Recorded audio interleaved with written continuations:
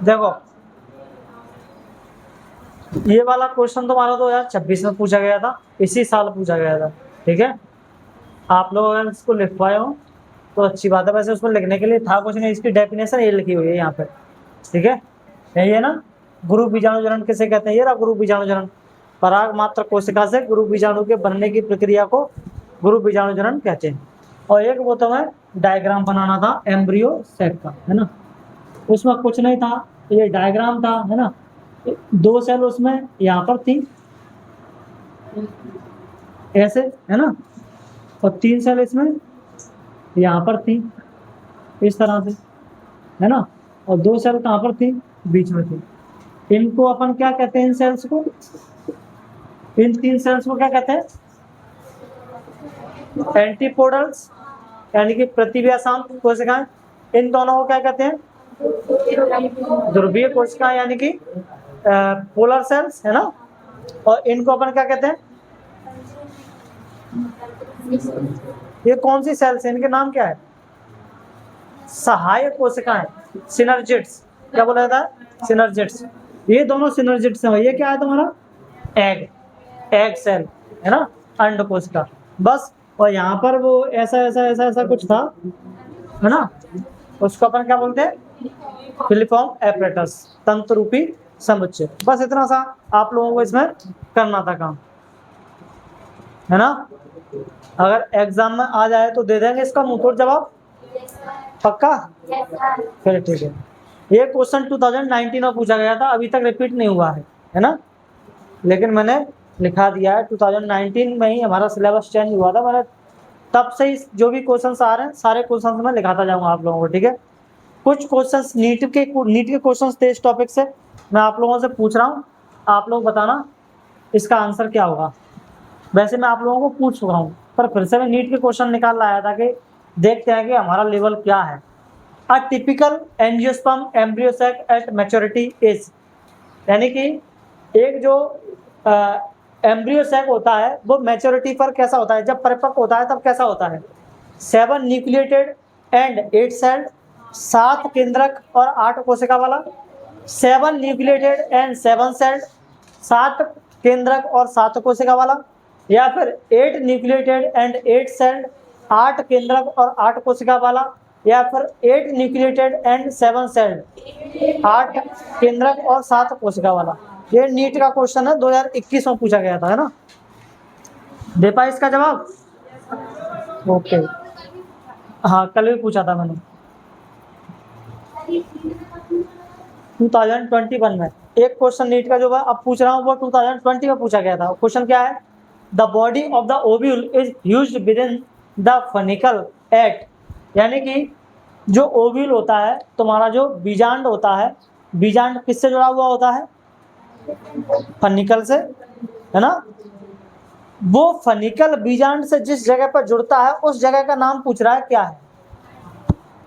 Option सुन लो, micropyle, अरे और तो सुन ले, है न्यूसेलस, चैलेजा या हाइलम।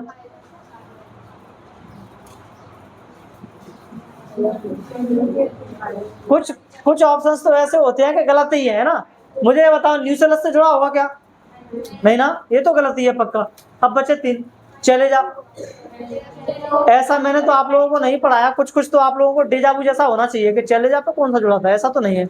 या तो माइक्रोपाइल या फिर हाइलम, इन दोनों में कंफ्यूजन हो सकती है। माइक्रोपाइल भी नीचे की तरफ है, हाइलम भी नीचे की तरफ ही है, लेकिन जो हाइलम था मैंने बताया था ये स्कार होता है, दाग जैसा होता है, धब्बा जैसा होता है। वो धब्बा इसी चीज का होता है जहां पर ये जुड़ा होता है तुम्हारा, क्या, ये जो फनिकल है उससे जुड़ा होता है बीजांड से। वो उसी का जो जब वो टूटता है तो वो क्या बन जाता है, वहां पर स्कार सा बन जाता है, धब्बा जैसा बन जाता है, उसी को अपन क्या कहते हैं, हाइलम कहते हैं, ठीक है।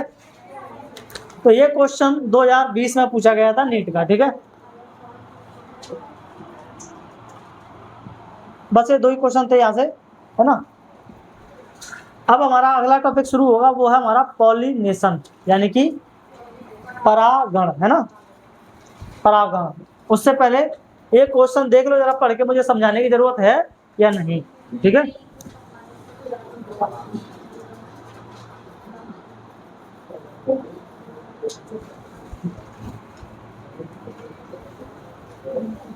पढ़ो उसको एक बार, कोई बात ऐसी इसमें नहीं हो जो हम लोगों ने नहीं पढ़ी हो, बता देना, ठीक है।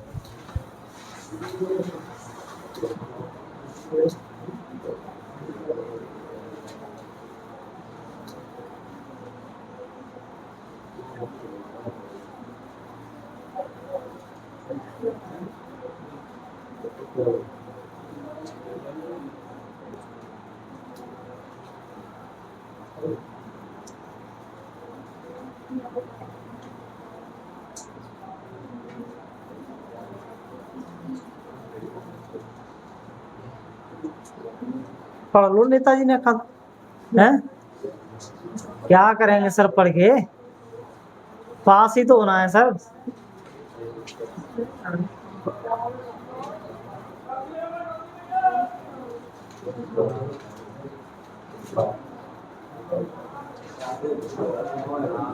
है ऊँग लग रही है।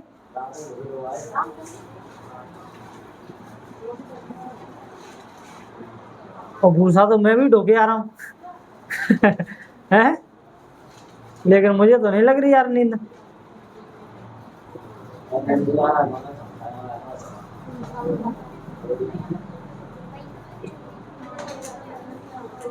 आज तो मुझे भी लगा दिया घर वालों ने, चल भाई चल, बहुत आराम कर लिया तूने।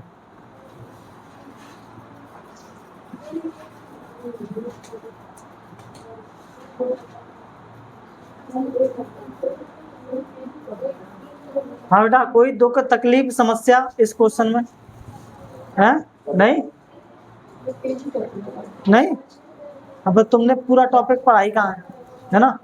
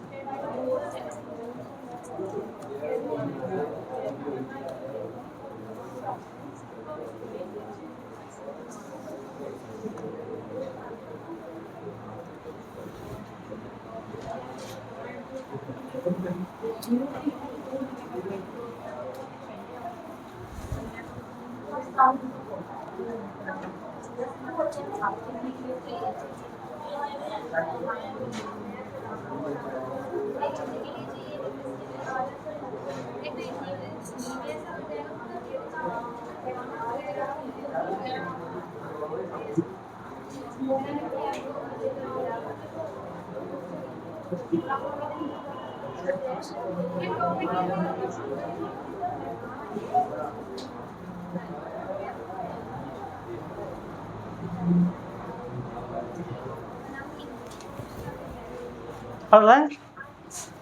मुझे हंसी आ रही है, अभी जो कुछ बोलूंगा आप लोगों को भी हंसी आएगी, हैं?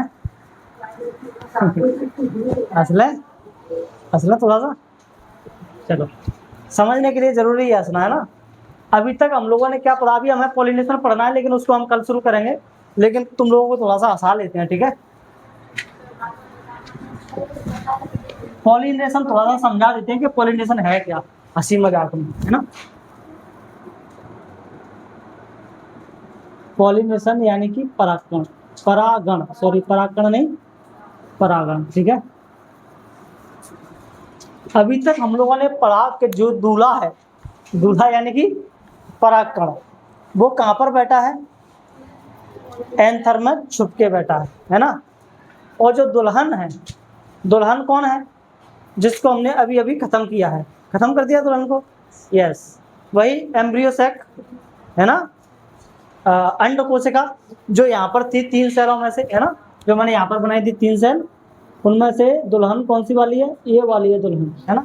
ये बैठी यहाँ पर ओव्यूल में, फ्रीज अंड में। लेकिन इन दोनों की एक दिक्कत है, दिक्कत ये है कि एक दूसरे के पास चल के नहीं जा सकते। फिर कैसे पहुंचाना पड़ेगा इनको? तो यहाँ पर एंट्री करानी पड़ेगी। वो होते हैं ना, क्या बोलते हैं उसको, जो शादी ब्याह करवाते हैं, कैमरा में करवाते शादी ब्याह है। अच्छा, एंट्री करवाते? नहीं, जो शादियां जुड़वाता है वो कौन होता है? अरे पंडित भी नहीं होता, पंडित की तो बाद में बात आती है, बिचौलिया होता है, बिचौलिया, है ना, वही। वो मौसी, मौसा, फूफा, है ना, और जीजा, ये सब रिश्तेदार होते हैं ना। तो यहाँ पर हमें एंट्री करवानी पड़ेगी किसकी? इन्हीं बिचौलियों की, मौसी की, है ना। वो मौसी कुछ भी हो सकता है, हवा हो सकती है, पानी हो सकती है ना, और जो तुम्हारे बहुत सारे इंसेक्ट्स हैं वो हो सकते हैं। वो इन परागकणों को कहाँ तक लेकर के जाएंगे? पोलन ग्रैंड्स को उस तक लेकर के जाएंगे, कहाँ तक? यहाँ तक, है ना। और फिर होगी क्या? पॉलिनेशन की प्रोसेस शुरू, ठीक है। लेकिन इसको शुरू अपन बाद में करेंगे। उससे पहले आज मुझे आप लोग सारे लोग नंबर दे दो अपने, ताकि मैं एक ग्रुप ऐड बना दूंगा आप लोगों का। और जिनके रह गए हैं जो चैप्टर्स, जो इस टॉपिक मतलब शुरू में जो टॉपिक्स कुछ रह गए हैं, उनकी लिंक सेंड कर दूंगा, तो वहाँ से उनको देख लेना, कंप्लीट कर लेना, ताकि ये टॉपिक और अच्छे से समझ में आए, ठीक है। वैसे कितना निपट गया हमारा एनसीईआरटी में, देखना जरा। है आधा तो निपट गया होगा शायद। ये है अपन यहाँ पर आगे परागण पर, ठीक है।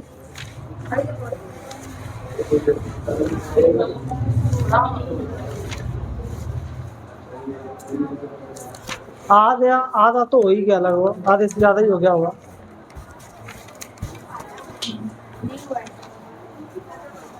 आधा मान लो।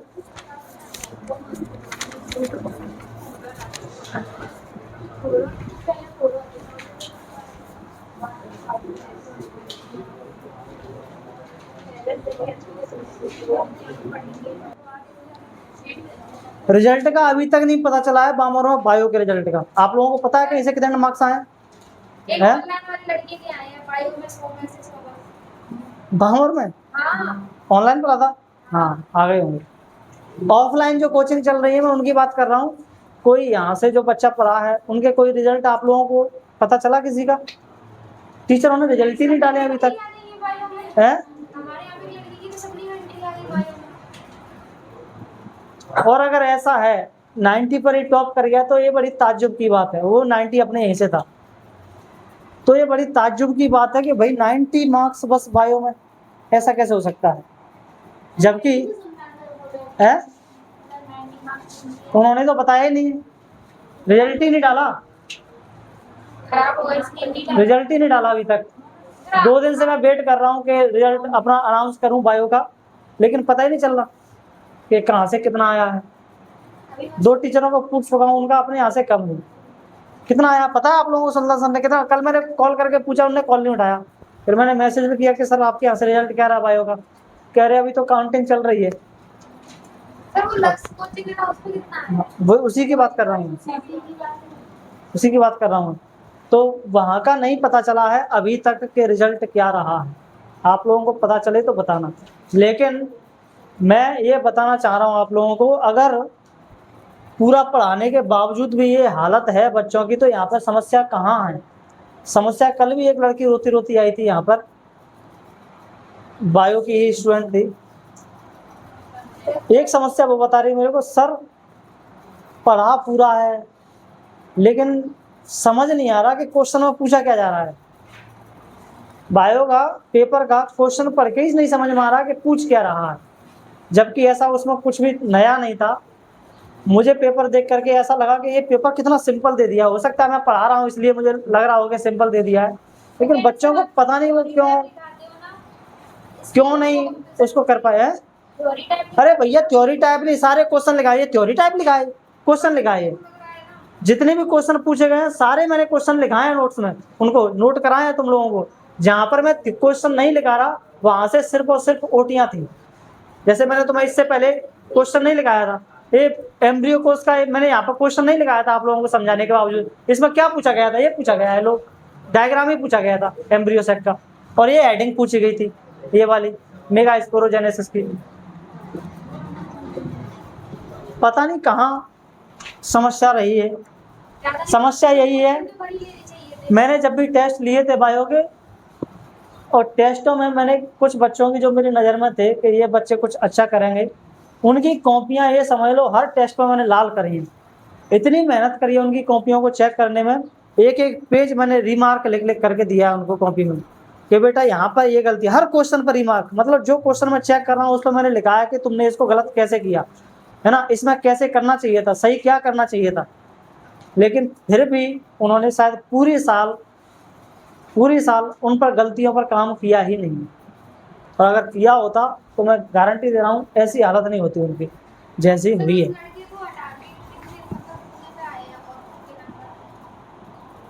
उस लड़के को हटा के, कौन से लड़के को? हाँ हाँ उसी के आया 90। उसके अलावा एक बच्चे के और हैं शायद 85 है कितने। उसके बाद बच्चों के बायो में मार्क्स कम ही रहे हैं, और जिसका मेरे को सबसे ज़्यादा भरोसा था कि ये तो कुछ अच्छा ही करेगी, उसके तो 69 ही है। केमिस्ट्री जैसा कुछ हाल हुआ है?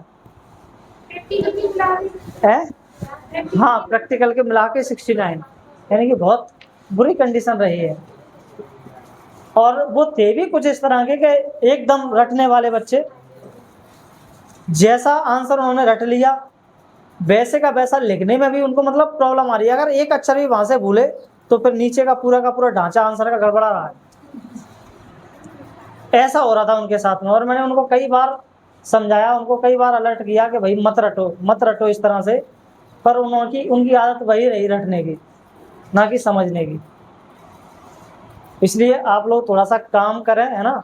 जो मैं यहाँ पर क्वेश्चन आंसर आप लोगों को लिखा रहा हूँ, और जो मैं आपको क्वेश्चन आंसर प्रैक्टिस के लिए देता हूँ लिखने के लिए, वो आप लोग घर पर उनको लिखने की प्रैक्टिस करें, क्योंकि एग्जाम में आप लोगों को लिखना ही है ना। फाइनली वहाँ सुनने वाला कोई नहीं है ना, आप लोग किसी को वहाँ किसी को सुना सकते हो।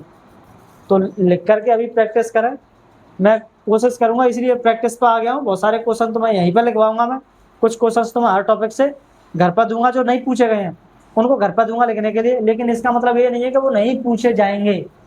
जैसा केमिस्ट्री में हुआ था इस बार, अगर वैसा बायो में हुआ, फिजिक्स में हुआ, तो फिर ध्यान रखना वही बच्चे उन क्वेश्चन आंसरों को सॉल्व कर पाएंगे जिन बच्चों ने किसी टॉपिक के सारे डायमेंशंस के बारे में सोचा होगा कि हम जो टॉपिक पढ़ रहे हैं, आप लोग सोचो पढ़ते समय कि हम जो भी टॉपिक पढ़ रहे हैं उस टॉपिक से किस किस तरह से क्वेश्चन पूछा जा सकता है ना। और उन सभी डायमेंशंस को अगर आप लोगों ने सोच लिया, तैयार कर लिया, तो फिर दे दे वो चाहे कैसे भी, है ना। वो CBSE बोर्ड का पैटर्न था उसमें केमिस्ट्री में, और वही पैटर्न मुझे लगता है कि इस बार होना चाहिए बायो में भी और फिजिक्स में भी। और अगर ऐसा हुआ तो आप लोगों को उसके लिए रेडी रहना पड़ेगा, है ना। वैसे ही पढ़ना पड़ेगा जैसे पढ़ाया जा रहा है ना। आप लोग सिर्फ कुछ क्वेश्चन आंसर रट के काम नहीं चला सकते, नहीं तो फिर ये लगेगा कि पेपर कहाँ से दे दिया केमिस्ट्री में। जैसे बच्चों को लग रहा था कहीं से नहीं आया था पेपर, वहीं से आया था, बुक से ही आया था। लेकिन प्रॉब्लम क्या थी? प्रॉब्लम यही थी कि बच्चों ने वही चुनिंदा टॉपिक्स पढ़े, टीचर्स ने वही चुनिंदा टॉपिक्स पढ़ाए जो एग्जाम में पूछे जाते हैं बार बार, उन पर फोकस रहे। लेकिन उन्होंने उन्हीं टॉपिक्स को थोड़ा सा घुमा फिरा करके पूछ लिया, और टीचर्स ने उस चीज़ के लिए तैयार नहीं थे, कोई तैयार नहीं था कि CBSE का पैटर्न क्यों कोई पूछेगा।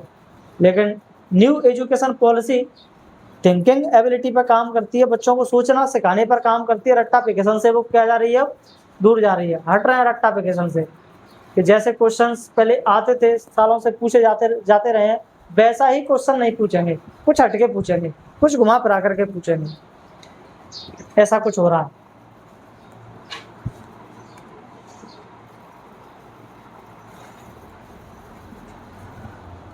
चल इसको पॉज कर दियो वीडियो को।